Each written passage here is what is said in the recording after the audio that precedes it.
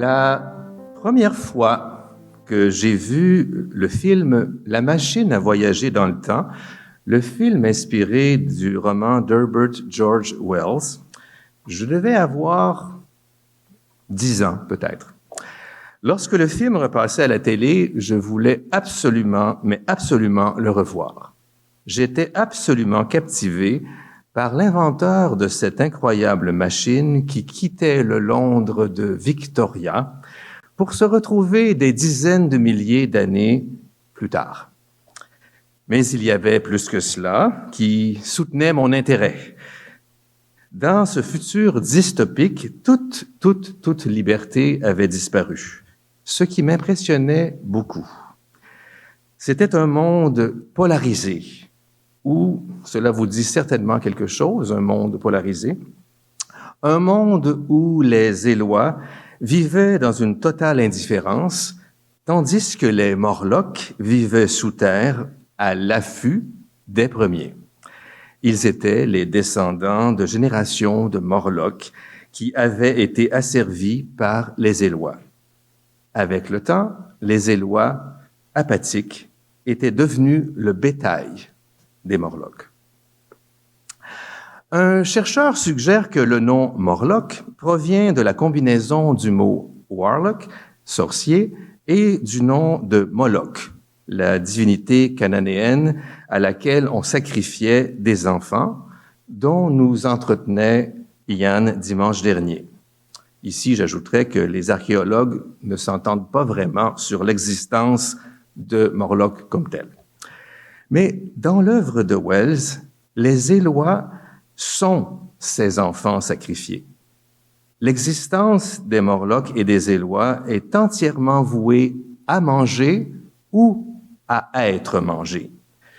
Ce n'était pas cet aspect toutefois qui intéressait l'enfant que j'étais, vous comprendrez bien. Maman peut certainement en témoigner encore aujourd'hui. Je me dressais corps et âme contre le jeu des apparences et l'artificialité de notre société. L'œuvre de Wells montre l'échec de la société à contrer l'exploitation des ressources. Il a quand même écrit son roman en 1895 et le film, lui, date de 1960. Contrer l'exploitation des ressources et aussi l'asservissement de la nature humaine. Tout jeune, je voyais la société de consommation comme un monstre, sorte de Moloch, asservissant le monde à l'esclavage du matérialisme. Encore aujourd'hui, ce monstre fait des ravages. Quel monde laisserons-nous à ceux qui nous survivront? Endettés pour notre bien-être, envahis de possessions qui nous emprisonnent, nous épuisons constamment les ressources de la terre, resserrant impitoyablement le destin des générations futures. Sommes-nous en train de nourrir les Morlocks?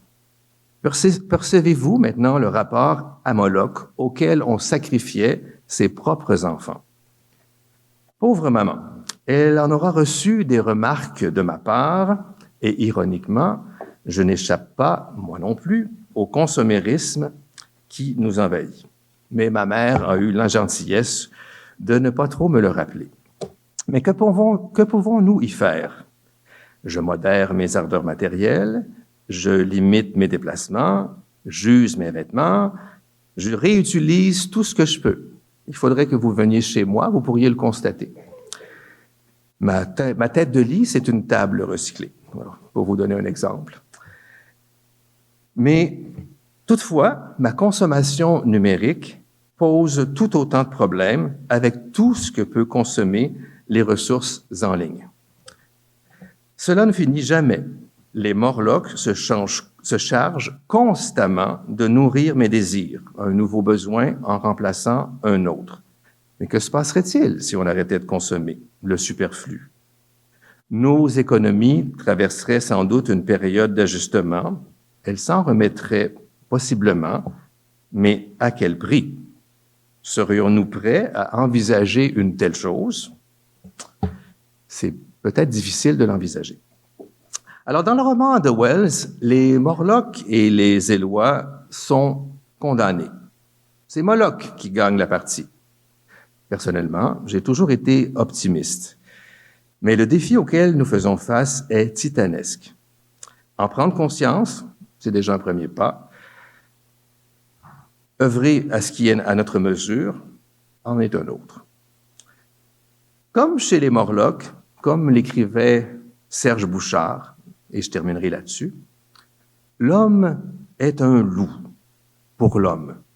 Ce qui vous en conviendrez n'est pas vraiment très gentil pour le loup. Merci.